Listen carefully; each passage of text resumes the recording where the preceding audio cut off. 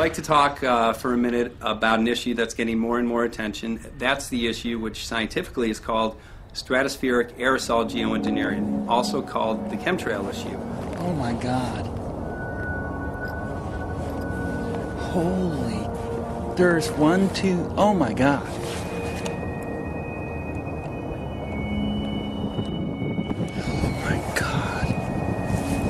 Could a strange substance found by a Southwest Arkansas man be part of a government test?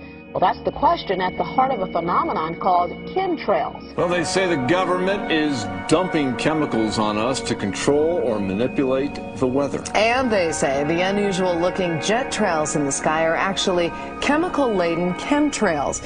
The survival of the human race, literally, is at stake. The physical survival, the level of health that people will enjoy, the survival of the planet. If you're concerned about the environment, this is your issue.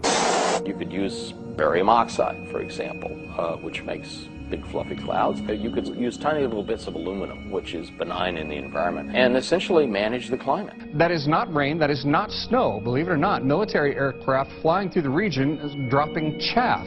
Small bits of aluminum, sometimes it's made of plastic or even italicized paper products, but it's used as an anti-radar issue, and obviously they're up there practicing. Now, they won't confirm that, but I was in the Marine Corps for many years, and I'll tell you right now, that's what it is. And tonight, one woman says the government's own data shows the chemicals are showing up in our drinking water.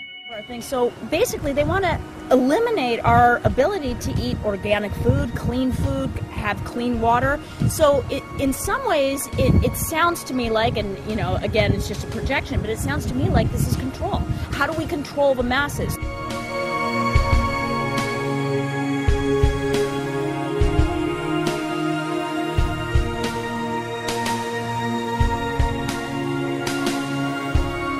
Just clarify, so 10 megatons of aluminum dumped into the atmosphere would have no human health impact. So let me be more careful here. Work to separate out the toxicological, so the aluminum we've only begun to research and publish nothing. There was mason jars, and they were brand new, sterilized, and that's what we catch the rain in. Mm-hmm. And then there was a HEPA filter that we tested the air with. Okay, so you caught rain and then you basically filtered air. What did you find? Aluminum and barium.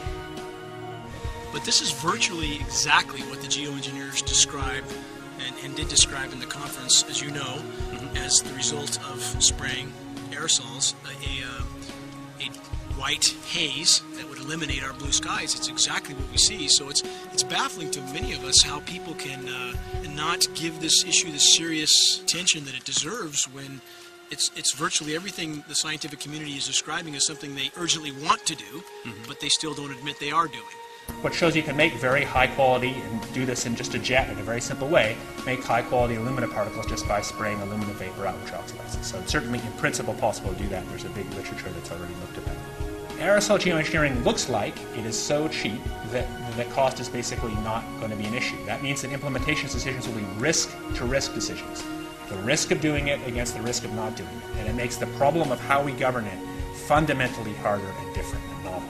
And across the industry, they're seeing a decline in anything natural and organic that's growing. However, the effective crops have the aluminum-resistant seeds that have been manufactured. So part of the genetically modified crops includes a conscious effort to make those seeds and those crops resistant to aluminum.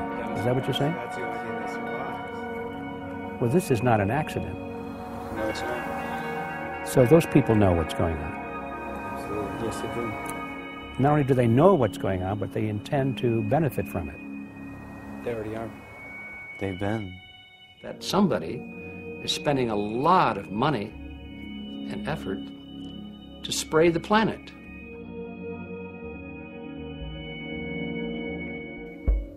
A new documentary film is hitting the Infowars, October 22nd, 2010.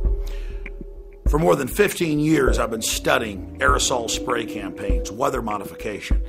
The laymen know it as chemtrails. And for 2 years, I've been in production for a massive documentary focusing on chemtrails as the central piece in an overall global domination, full spectrum dominance population reduction program. Until the mid-1990s, jet aerosol spray did not persist. It didn't stay there. And scientists tested the samples and said it's aluminum dioxide and barium salts. That's why when G. Edward Griffin contacted me about his film that he's producing with these amazing maverick filmmakers, what in the world are they spraying? I was so excited. Then I had a chance to see the raw cut of the film that's now been completed and is being mass produced as we speak, and I was blown away. We've been sent footage by listeners all around the world showing this aerosol spray campaign that you're seeing from Reno, Nevada in this time-lapse footage. If we can educate the public about this operation, we can have a huge effect. If you want to understand the type of 21st century warfare that free humanity is under, the film, What in the World Are They Spraying?, is for you. This documentary will really wake people up.